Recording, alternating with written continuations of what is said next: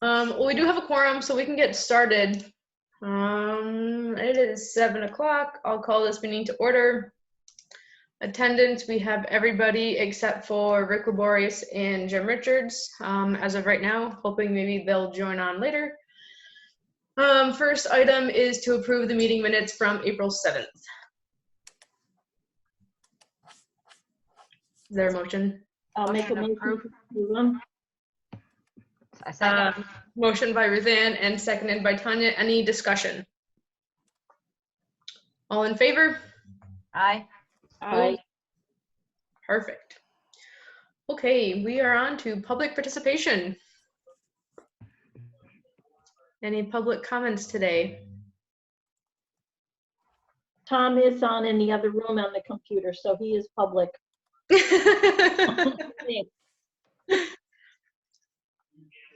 All right, well, hearing none, we can move on to our charter review. From the last meeting with the treasurer, not too much has gone on. We had a couple of emails back and forth today between some of the members, so neither of them are here right now. But Tanya, did you get a chance to read through all of the emails? I have not. So did you want to just start kind of a discussion for that stuff?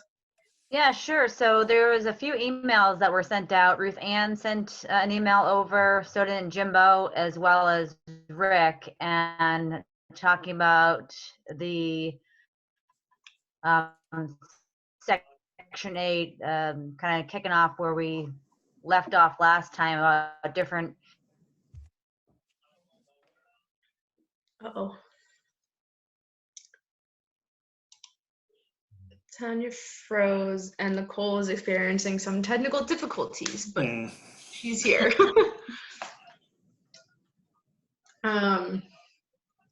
Did Heather freeze too?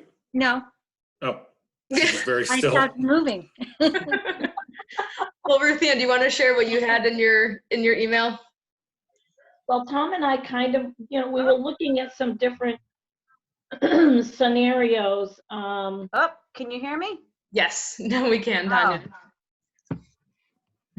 I was just thinking of different scenarios to go over, because we had talked about doing 2% plus the Social Security cost of living. And he had found that that chart where it showed different years and what the COLA was. So it kind of give us an idea as if we wanted to do that, if we had to put some sort of cap on it. I just think 2% is not substantial. I think we need to do more. We need to do something, but I don't want to put it so high that it scares people and they won't pass that part of the charter revision. So I'm assuming that once we put the revision up for vote, it's going to be all or nothing. They won't have too many options. Am I correct, Jason? So I'm going off of memory, but my recollection is that the number of questions is set by the Board of Selectmen. The wording of the questions is set by the Charter Revision Commission, I think. Okay, so we could do 3 different. So if one doesn't pass and the other 2 do, then it's okay. Right, but the consideration that both the Board of Selectmen and the Charter Revision Commission need to keep in mind, and that really the last group didn't do, is that the questions that you put forward can't be dependent on another aspect or another question also passing, because then you end up with a charter that's filled with Swiss cheese. So whatever questions are put forward, and we'll have to figure out whether that verbiage is ultimately approved by your board or mine. We really need to make sure that the questions stand on their own and aren't interdependent. Okay. That's good, thanks. So, I mean, we just wanted to have something rather than a whole bunch of scenarios, try and get some good solid understanding of what we need to look at.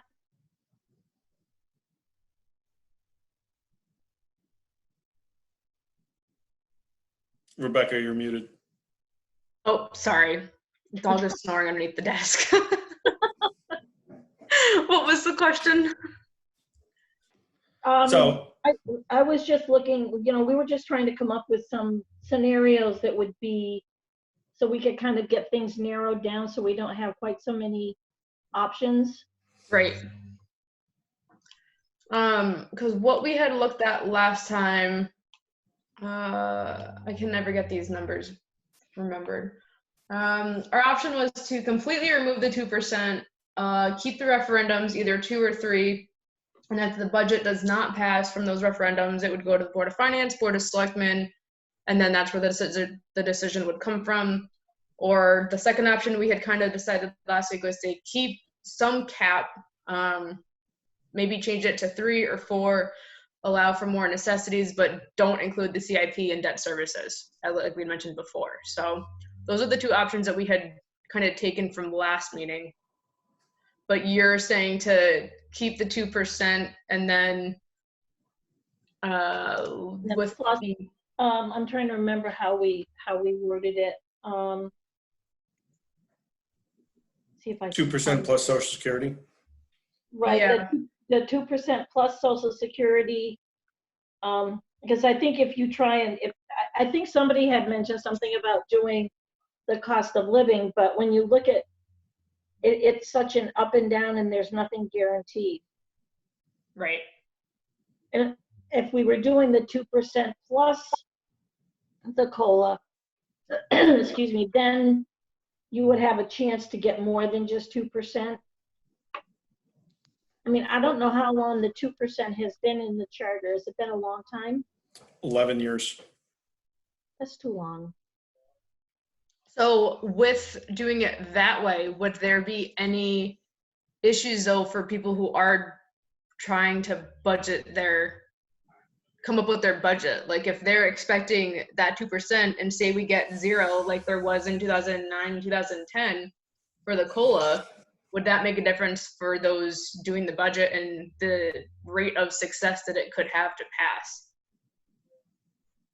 Yeah, I can't remember when the cost of living comes out. Is it at the beginning of the year? I don't know the answer to that question. Hi, this is Tom. If I could just jump in. I think at the bottom of the chart, it explains when it comes out. And I think it's a look back to a previous time. So if you look at the very bottom of that chart, it tells when the Social Security COLA is released and where it's reflecting, what year it's reflecting. Let's see. So it says from the second quarter of 74, first quarter 75. Third quarter. Oh, I'm not sure. Yeah. Yeah, it says from the after 1983 COLAs have been based on increases in the CPIW from the third quarter of the prior year to the corresponding quarter of the current year in which the COLA became effective. Right. Uh-huh. Yeah. I'm right there with you, Rebecca.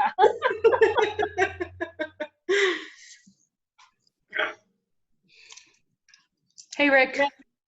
Hi, sorry I'm late. No worries. Internet problems. It's a common problem tonight. Yeah.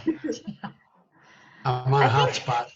I think it might get confusing when you're adding in a lot, the COLA and the 2% and then trying to figure out, I mean, I feel like, if we're going to make minor changes, but make it impactful, but also make it so that it's easier for the average person to understand it. Honestly, before joining this charter commission, I didn't know what a COLA was. And especially if we want to educate people and get them out and get them to vote, I definitely think that we've all agreed on changing the 2%, right? I think that makes sense. We know that has got to get changed. I think that it was great that 3 of three of the people on the board brought together 3 different solutions for us to take a look at for tonight's meeting, because that's basically how we're going to, figure this out.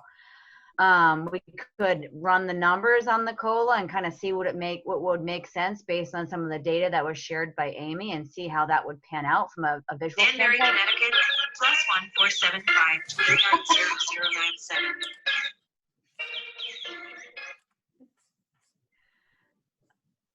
2900097. The other aspect, I did like Rick's idea. If folks had a chance to read it, I do like the fact that we do live in a town. We do have public meetings. Public participation is key. I definitely do like the fact that the individuals that were voted in to help run our town have a say as well. And let's face it, we don't get enough voters out. I didn't really realize that participation is only 7% of the folks get out, but do we think 15% is a meaningful number where that is going to bring other individuals out, meaning different wide variety of age groups out to actually vote with that percentage? I don't know, but I thought that it was a good recommendation, and it kind of was on the same lines of what Jimbo was saying. At the end of the day, have X amount of referendums and then let the board select them. So I kind of felt like Rick's suggestion was in the middle of everything, and it was easy to understand. My 2 cents. Easy to understand is good. Yeah, I mean, just reading it, to me, it made sense. Just not knowing a lot about how things run in a town on the back end, and then as a homeowner, and just like looking at things, okay, here's how it's going to go. If we don't hit this percentage this many times, guess what? Your voice, you had a chance to be heard, and it's going to come to this at the end of the day. It's pretty black and white. We would not be the only town that uses a voter turnout threshold to determine whether a referendum on a budget is valid. There are other towns that do that. And what it says to me is you can't have a small group dominating, perhaps in a negative way, perhaps in a positive way, but you can't have a small group run things. And it respects the time and energy that the people that are elected to represent the community put into consideration of putting a budget together. So I think it's a good approach.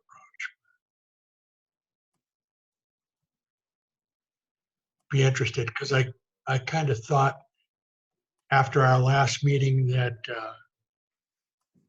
in a way it synthesized what several people were saying. We don't like the 2%. Nobody likes the 2%. The form of government that we have and that people in the community generally support is a town meeting form, and that needs to show respect to the citizens, the taxpayers. And I think this approach does, but it doesn't allow a small group to run roughshod over the workings of a town over a period of years. And where did you get that 15% from? I'm sorry? Where did you get the 15% if there's more or less referendum? I've seen it in other towns, and it's kind of a threshold that suggests you had at least a reasonable turnout. I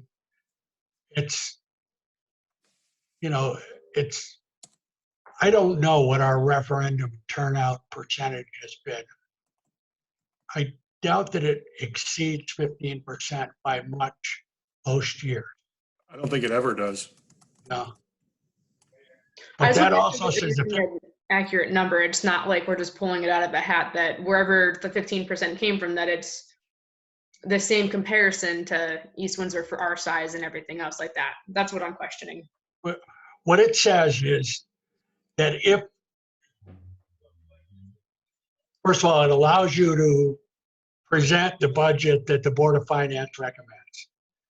And then it says if there is substantial opposition to that budget in the community, then they're going to show up at the polls. Mhm. And 15% then is a reasonable number. If you have a 10% turnout, 5% of your voters plus one vote determines whether the budget passes or fails. That doesn't seem terribly democratic to me when you have elective bodies that have spent all kinds of time and energy working on these things. And they're not given the consideration. And you've only got 10% of the people coming out. That means that either the rest of the people think you're doing a good job or they don't. Hopefully they do care, but it could mean they don't care that much. Prevents, and that 5% is 5% of the registered voters, probably 2.5% of the residents.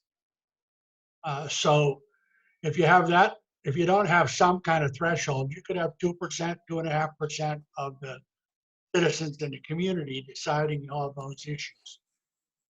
The other argument is that people would say, well, if the people that are concerned come out to vote, well, the general rule in political science is that people in opposition tend to come out more than people in favor. And so I think that's reflected in that too. How do we 15%. determine what the percent should be though? Because if we're, as a town, we only have X number and on average it's always at X number, shooting higher than that number would kind of defeat it, right? Defeat the purpose of No, setting. it would actually incentivize people to come out and Okay, vote, I think. okay. All right. I think that's a good idea. I really like that. Yeah. I like the other one about the sending it to referendum and then having the Board of Finance, but my gut's telling me that our current situation and how this year's budget process is going, we're going to see a big reflection of what the response would be from people having that happening, and I'm kind of curious on how that's going to go, because my gut tells me there's a lot of people in town do not understand how different it's going to be this year. So I kind of like Richard's idea better. I agree with that. Me too. Jason? So I haven't seen Rick's email, but if I could just kind of comment on the process this year, I think one of the things that might be, in terms of passing charter questions in the general election, one of the things that might be a positive for winning support for it is that it does not look like the Board of Finance is going to be overly brazen with their newfound liberties here. It looks like they're gonna ultimately settle on something that's relatively conservative, and I think the argument could be made that when given the opportunity, the elected officials still showed restraint instead of kind of shooting for the moon. Now, it remains to be seen whether or not that holds true, but certainly I think that's where they are right now. And I think that, I don't think anybody's really happy with the budget process this year and the process by which we need to follow. But I think that if there is an upside to it, it's that when push came to shove, people didn't go crazy. I don't know, just my 2 cents worth in terms of crafting a message.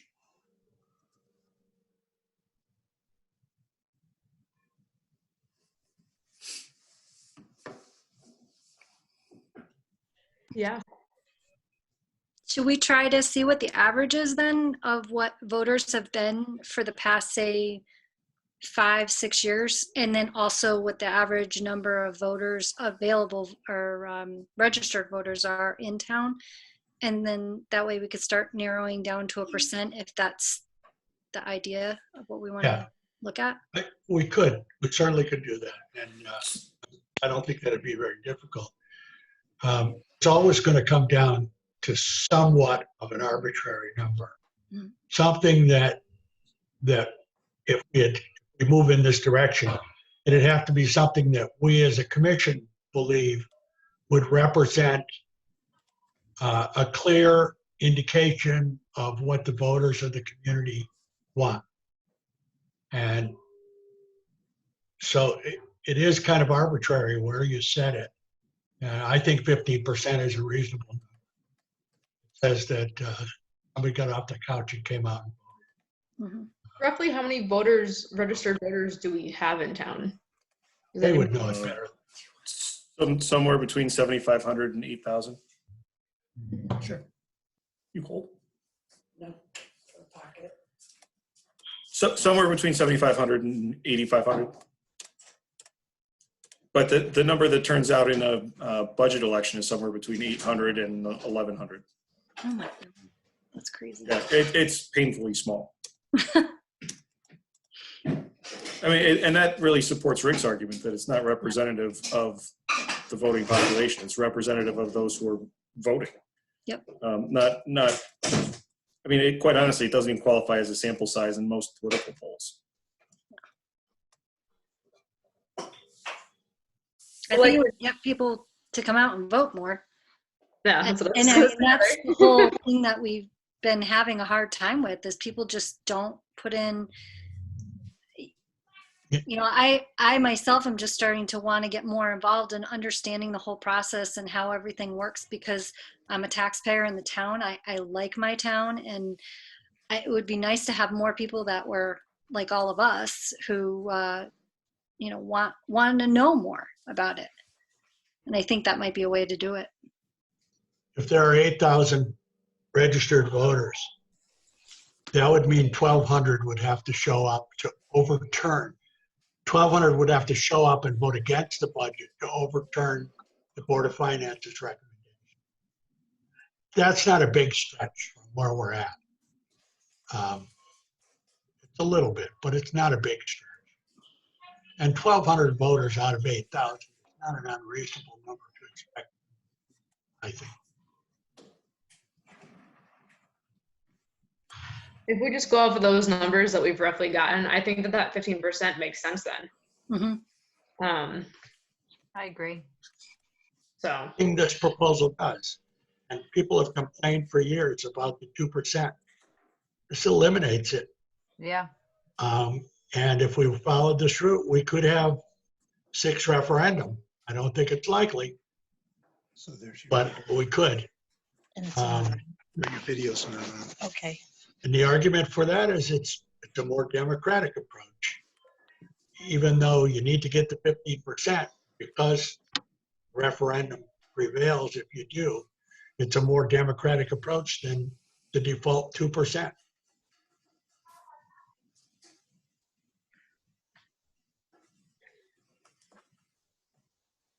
Do we want to keep having referendums though? Do we want to cap it at a certain point? I Yeah. guess that's because those cost money as well. yeah. And then also, what do you do in the interim? You know, if you're continuing to do it, do you have a temporary budget? I mean, if Yeah, there's a provision in the statute that you, Jay could probably explain it better than I, but to adopt the current year's budget holds Yeah, a supplemental tax bill. okay, The current year budget holds the Board of Selectmen or the Board of Finance, I can't remember what the statute says, have an opportunity to govern on month-to-month supplemental appropriations, and then any delta between the current year budget and the new budget, once it's adopted, is made up for in the supplemental tax bill in January. okay.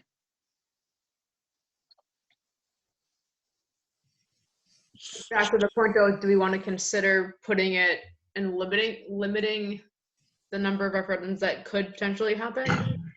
I agree that I don't think it's going to go past potentially 3. I But don't even think it'll go that, unless there's like revolution in the community. Almost like what we had in the last election when the people were all removed, essentially, from the Board of Selectmen. Except for the good one. Happy to be here. But it was a new board, and people wanted a change. So if you get a situation where people want a major change, then maybe the budget goes on for quite a while. But in normal years, I don't think it's going to, and the 15% threshold says that that if more than 15% turn out and vote down a budget, and the Board of Finance has some sense of why they voted it down too high, too low, then they're going to make those appropriate adjustments. And within a relatively short period of time, you're going to get a budget passed. 9 times out of 10, you're going to pass on the first or second try if you have this set. Right. Now I don't know if anybody knows the answer to this, but as there's more referendums that go on, do more people or less people show up? Like by our third referendum that we have, are there more people that come out to vote during that third one than that first one, or is it kind of the same? You know, Jay? I think the data point for that is kind of all over the place. I think there are some years where later referendums drive higher turnout. I think there are some years where interest falls off. I haven't plotted it out, but my guess is it's scattershot. Okay, that's what I was thinking, but I wasn't sure. I have a question. If people go out and they vote no, is there some kind of option for us to have like a box that checks like, was your answer no because it was too high or too low? I mean, that way we kind of have an idea as to the Board of Finance kind of has we have an idea of which way it needs to go and why people voted no. So the statutes allow for advisory questions. Yep. However, if you were to put a circumstance out there where should the budget for $41 million be adopted, yes or no, and the next question is, why did you vote no? Yeah. The verbiage for question 2 can be perceived as impacting your response to question 1. It's effectively a push. Okay. Can it be done? Yes, it can be done, but it needs to be done in such a way so that it's the questioning is neutral and isn't seen to be pushing a voter one way or another. I'm just trying to think of the different scenarios, the outcomes that could come from this so that we're kind of covering all our bases. Well, I would be concerned about doing that too, because most people are going to say that they want the budget lower without having a clear understanding of what is in the budget. But isn't that the point of them going to the meetings and understanding the budget? Because there's public participation in the Board of Finance meetings, which we know are low participation anyways. I mean, everyone has a chance to listen to that stuff, right? Yeah. Yeah, but there's 10, 15 people that follow along, and then there's going to be 1,100 voters. Right. Yeah. Which I think is why you need to set a threshold for the referendum. If the threshold is not met, then the Board of Finance recommendation stands.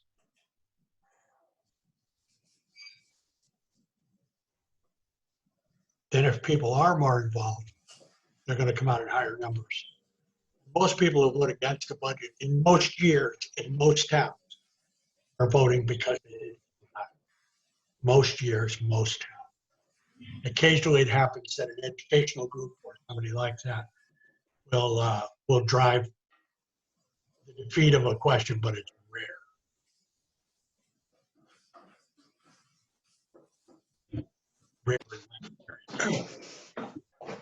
Hey, Rick. Sure.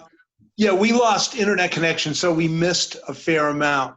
I just wanted to go back to if 15 or more % come out and vote no to the budget, then what happens? Then the budget is rejected. It goes back to the Board of Finance. They make adjustments and set a second referendum. Okay. If they come out at greater than 15% and vote no, Okay. And then that could that still go on. means that, I'm sorry, go ahead. So that could go on for as many as we limit it, or would that be unlimited referendums? Well, what I suggested is unlimited.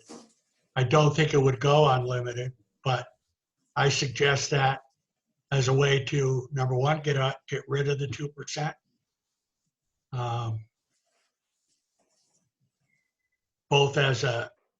Both on the budget side and on the debt service and capital program side. It just gets that 2% out of the picture. Right.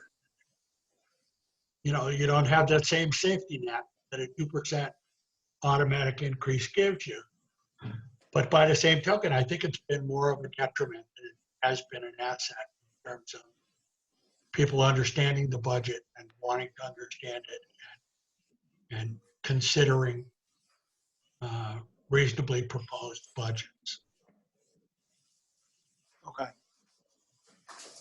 When I explained to the town manager in South Windsor our budget process and the 2% rule, and he had previously been in East Hampton, a community that adopts their budget by referendum every year. And I had shared what our circumstance was, and he said, "Wow, that's awesome." I was like, "What? Why?" Yeah. And his response was, "Well, there were years we couldn't pass a 0 in East Hampton to save our lives." So he actually looked at it from the other side of the coin that Rick was talking about, that it's a perceived limitation, and I think I agree that it has been, but from another point of view, we don't know what we would get otherwise. It could be worse. Could be.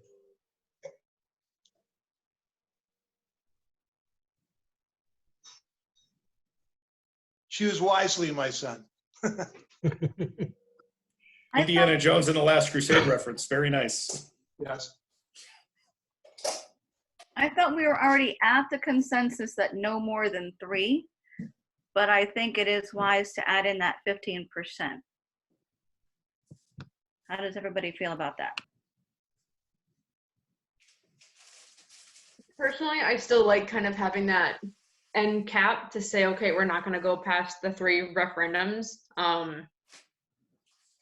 So if we do that, we just need to have the language in there read that if more than 15% show up and reject the budget, then what happens? Would it be going to the Board of Selectmen, Board of Finance to have that end all be decision?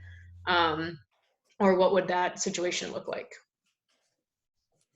Well, if more than 15% come out, then you've got a legitimate referendum Right. based on the proposal that I put forward, for discussion anyway. What I put forward, you've got a legitimate referendum, and you've got to respond to the wishes of the taxpayers or the citizens, the voters. So if you have that referendum and more than 15% come out, then you got to listen to the voters. You got to set a new referendum. You probably got to make some cuts and proceed from there. You know, if you want to take the voters out of the system, then, you know, if you want to have 3 and then have the Board of Finance set the budget at wherever they want, don't have any. Why have a referendum if you're not going to pay attention to the results of a legitimate, well-attended referendum? Otherwise, it's a sham in my thinking. How much are referendums? Like $5 each grand a time? pop. Hmm? 5,000 a piece. Oh, that's a lot. Yeah. But under our current setup, we have 3 every year for the budget. I think this system could result in less.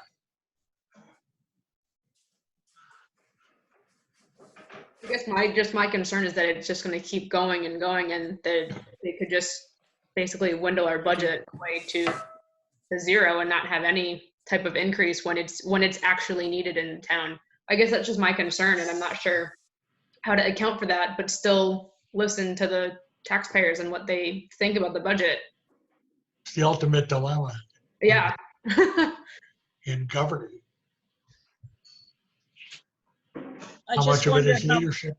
oh, Yeah, sorry. oh, go ahead. No, I just wonder how many, you know, especially this year, getting people more interested in the budget. It's like, okay, what's in the budget and why do I need to vote for it? And I mean, otherwise people mostly throw up their hands and say, I don't want it increased because I don't want my taxes increased. And that's just the way they're going to be no matter what. They've already made up their mind. If we increase the budget, we're just going to vote no, and that's it, without any kind of thought process behind it. You know, it's just sad that more people don't kind of at least try to get a little bit of information instead of sitting back and letting a few people make a decision. Well, I think that's where Rick's approach comes into play, right? Because historically we're having a low percentage coming out.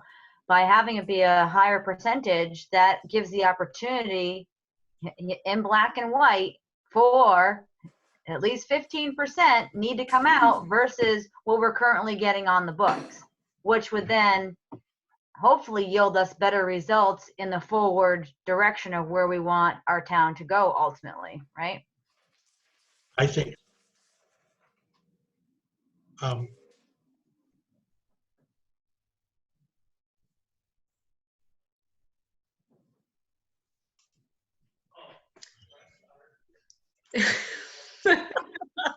was going to go down memory lane.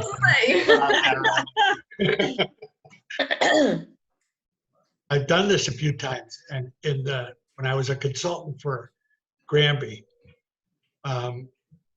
they had a very divided commission, and the question for them was they wanted a professional administrator, but people still liked the first selectman they had was really well liked and well respected. And this charter they were hoping was going to be for when he was gone. But there was such a split on the commission that I'll grab something. I proposed to them that they do like a blended government where they had a town administrator and they still had a fairly strong first select. The town administrator reported directly to the first selectman, he or she. The first selectman kept all the responsibilities of intergovernmental relations, federal relations, and all the ceremonial functions, and still got paid. But even though there was some support for that, the majority of the commission voted for it. But there was enough, it was a 13-member commission, I think. And when the voters went out, you had a little less than half the commission opposed it. It stood no chance.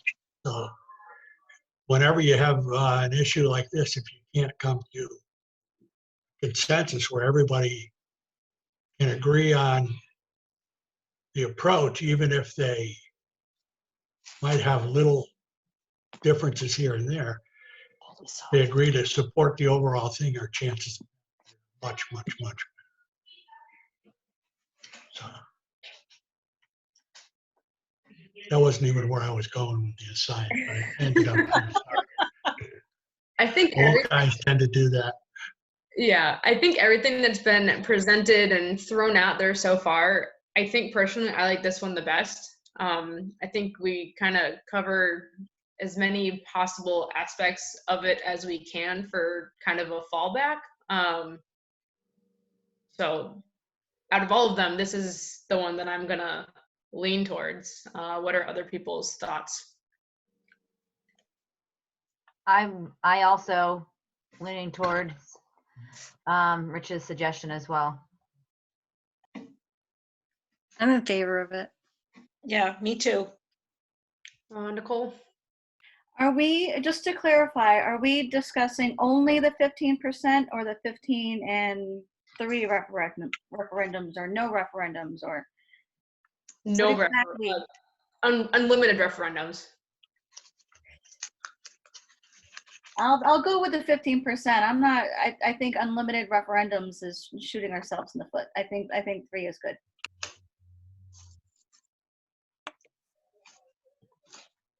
Nicole and Heather and Tanya and Ruthann, were you thinking of having that 3% or the 3 referendums as well, or just having it be unlimited as Rick had suggested, just to try to get a consensus of the whole group? I'm kind of torn on both sides because I don't know how the turnout's going to end up being. I don't know what. I think Nicole's right. We could end up shooting ourselves in the foot because $5,000 every single time. I mean, we're in the hole in so many different areas right now that continuing to pay that money just to vote is kind of difficult to think about. In any of our personal budgets, $5,000 is a really lot of money. To run a democracy and to give people their say in a referendum, $5,000 is really worth the price of democracy.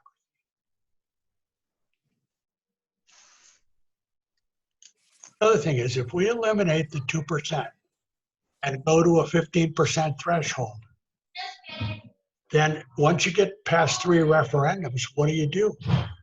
Because you no longer have that catch-all that gives you an automatic 2% boost. You then kick it back to the Board of Finance. Then why have any referendums at all?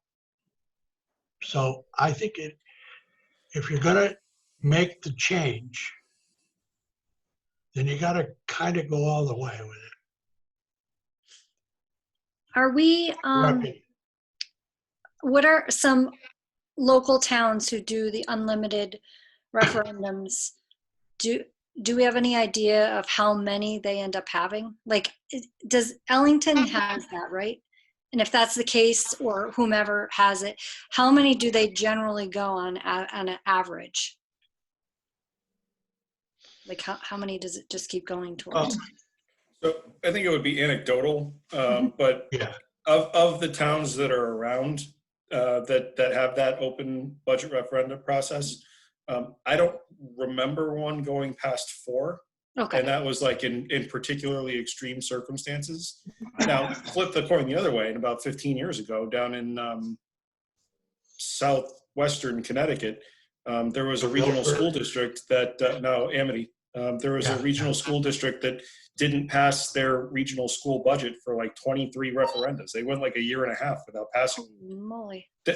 I'm offering that as the extreme argument, but Summers has a unwritten, untested rule that says if the mill rate is going up by more than 1 mil, it will fail. If it's going down by 0.99 mils, if it's going up by 0.99 mils or less, it'll pass.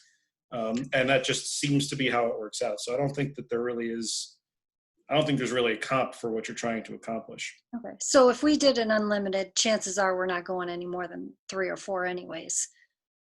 If neighboring towns in the recent past is advisory, I think that's true. Okay. But our electorate is different from every other town. So no, every electorate is different from every other town. Can I ask Rebecca a question? When you were in school, did you take any surveying classes? You didn't do any crowdsourcing or anything? Engineering. That wasn't more. I was more environmental science and planning stuff, not engineering. Okay, so when I was in grad school at Westfield, I took a course where they would do audience participation surveys. So sooner or later, we're going to get back to normal here, and people are going to be able to interact in a public setting conceivably. Maybe if you guys can all agree on the 15, and I haven't even read Rick's proposal. I don't have a copy of them, but if this 15% threshold carries weight with the majority of you or with all of you, then maybe that gets incorporated into what you bring forward to, some sort of a survey session. And if you're hung up on should we have 3 referendums or not more than 3 referendums or an open process, maybe you crowdsource that too and see, you could do some survey work is what I'm saying.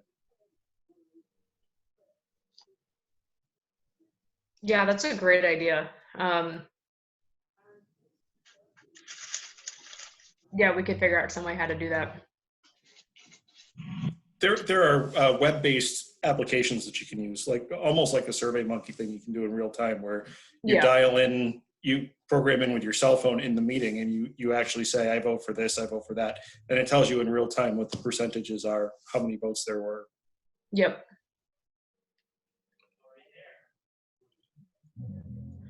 Yeah, I mean, depending on when all this chaotic stuff kind of comes down and we're back in person, that's a great idea. But if we don't get back in person till June, is it too late for us to do that? Or should we just try to do something remote like this with that survey and just kind of put it out there to everybody and not necessarily do it real time, but let people have a week to do it and see what we get?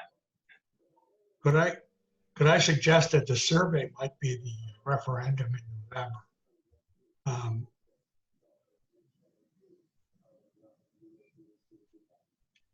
I don't know as those surveys that you run on the web really give you any kind of accurate information. In terms of any kind of representative sample. Yeah, no, they don't, because it depending on what kind of survey you're taking, and depending on how it's set up, it could be, one person could take it several times in a row. Certain personalities wouldn't do an online survey. So, I mean, it could be used as a general guideline, but I wouldn't rely on those to pinpoint any kind of, accurate assessment of what people are feeling. We also have a public hearing at the end of the process. And if we ever get back to meeting in a public where citizen participation is more readily available, we have that process as well. So, What about if during the public? I'm just saying, those surveys are nice, but I don't put any faith in them. Most of the ones that I see say, take the survey, President Trump doing a good job? And if I check, my usual check would be no. And then I would go down the page and it would say, please send money.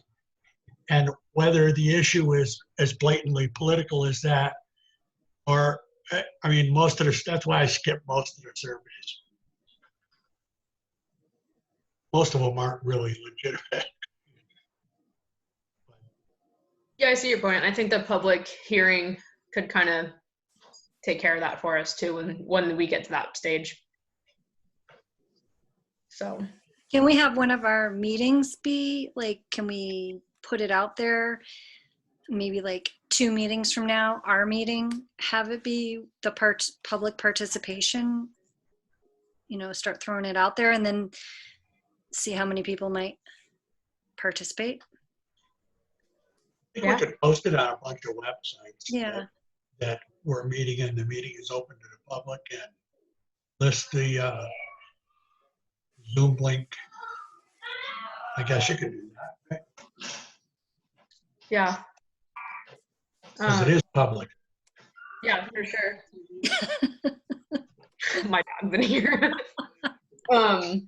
Yeah, we can do that because at our next meeting, we're gonna get the Section 8 part of the charter reviewed with Amy and Jason's comments. Okay. Right, Jason? Yep. Okay. And while we just mentioned that, we don't have any numbers with CIP and debt services taken out. We had that in the survey we got from Amy last week. It looked at a number of different scenarios using, it included those. Yeah. It was in the documentation that was given. Yeah. In the spreadsheet. The spreadsheet wasn't super easy to read, but it was in there. No. These are the times when you need a meeting in person when you're looking at spreadsheets and trying to figure out what's on there. Yeah. They're not easy to.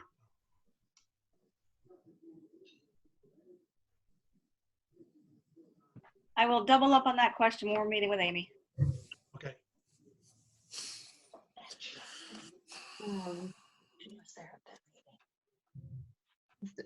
Do you want to continue the discussion on the 15%, or is there anything else anybody would like to bring up?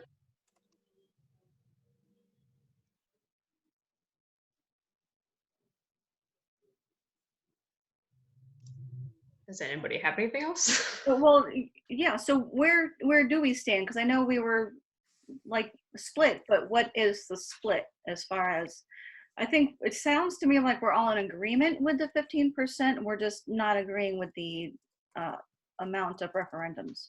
Yes, that is where we stand. Everybody is in favor of that 15% to have that cap of percentage for participation. But just the question is, how do we deal with the number of referendums that are held? And I don't know what the decision is, but this is something new that just came up, so we don't need to have a definitive answer on that tonight. But certainly it's still up for discussion, so feel free to bring anything else up on that. I mean, we could always have a fail-safe, and since voters are used to having 3 referendums, we could say, okay, we're changing this to 15% of voters have 3 opportunities. I mean, 3 times that the Board of Finance will have to revisit it if it doesn't get adopted with the 15%. At that time, if it fails 3 times, it's going to go to, and then if you want to incorporate what Jimbo said, it could be Board of Selectmen or Board of Finance have the final call, once it's failed 3 times, and then boom, done. So then you have an end cap, you have a resolution, but then, then you have to consider what Rick was saying. Is it really a democratic process or not by having the voters say it? I mean, I think so. You have 3 shots to have your voice heard. At some point, you got to kind of, You really have 3 shots though. If you're, let's say the Board of Finance had a Zoom meeting and they were drinking too many cocktails at the Zoom meeting. And they adopted a budget that was, that required a massive tax increase. And the voters vote down the first referendum and 15% turnout. In fact, 35% turnout. But the Board of Finance decides they're only going to tweak it a little bit. And in fact, they say, I think it failed because citizens wanted more money spent. And they added a little to it. And the second referendum fails and there's 40% turnout.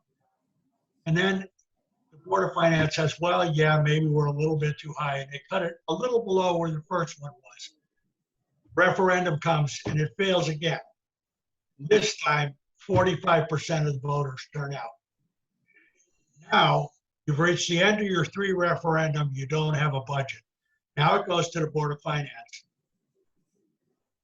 And they adopt a budget that is right where the last referendum was. Is that a democratic process? Is that if you believe that this form of government is the right form for our community, that to me is not a democratic process. And I know that exaggerates it. And you could exaggerate it the other way as well. But to me, it's not democratic. So when the Board of Finance has to go back to the drawing board and kind of figure out what has to be adjusted, is there an opportunity for public participation to show up at that point? Okay, Yes. So then voters technically have a chance to say, hey, here's why we voted down, in theory, right? If people come up Yes. and vote. So that would be their opportunity to do that as well, right? Yes, it would. It would be the public's opportunity to have an input. Would it be a meaningful input in the scenario I outlined? Probably not. Yeah. I have a question. Maybe I missed it throughout this. When it goes to vote, say 15% don't turn out, what happens at that point? The budget passed. It passes. Okay. Yes. Now you're relying on the expertise of the Board of Finance and the Okay. people you elected. Because you don't have a strong outpouring against it. Well, I think that right there would, year one, if not enough people come out and it ends up being what was first presented, I would imagine the next year, if people are upset about it, you get more participation because they realize, okay, 15% have to come forward. So I think at the end of the day, it may end up doing what we want it to do. It may. May not the first year or even the second year, but eventually we should get enough people voting. One always hopes you have people coming out to vote. And I just had a thought, because if the budget cuts the way they are now actually occur and the high school loses the accreditation, we're going to have people flocking out of here faster than they're already flocking out of here. And then we would never hit a 15%.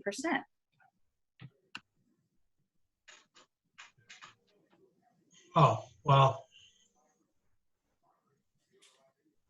if one could argue that when the high school is in danger of losing its accreditation, that will motivate people to come out and support the budget.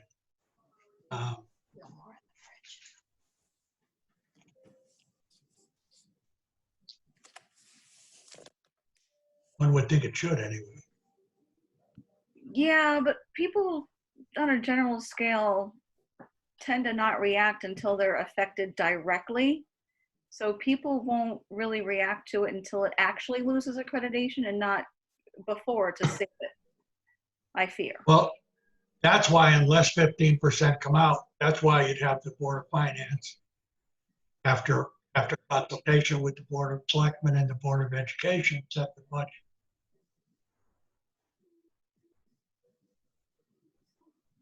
I'm just going to do some math real quick and see what 12% looks like. 10%, a couple of different options. Yeah.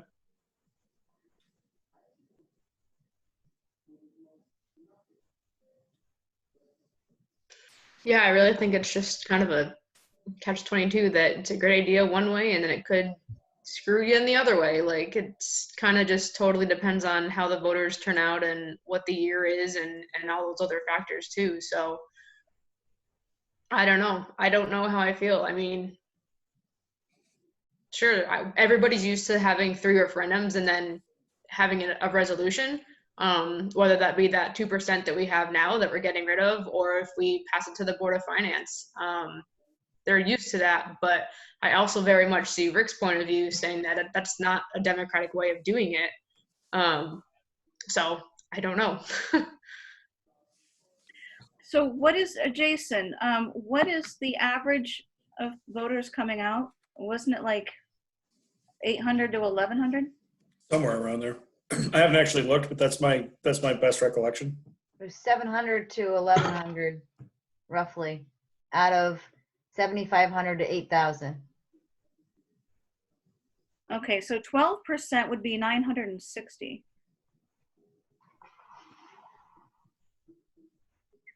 What should be right in the middle of the, like if you think of between 700 and 1,100 come out, which is still pretty low, I have to say. I mean, that's still a pretty low number, which the pendulum could swing either way. I think even 15% is on the low side. But Yeah. at least it pushes the issue a little bit in that people are concerned they're going to show up and vote. And I mean, if you have 800 people turn out, that means 400 set the budget. It takes 401 if 800 show up. That's just not a lot of people. And It's really not. Charlie, you have your hand up. Did you want to say something? So you currently have 8,343 voters in town. 15% would require 1,251.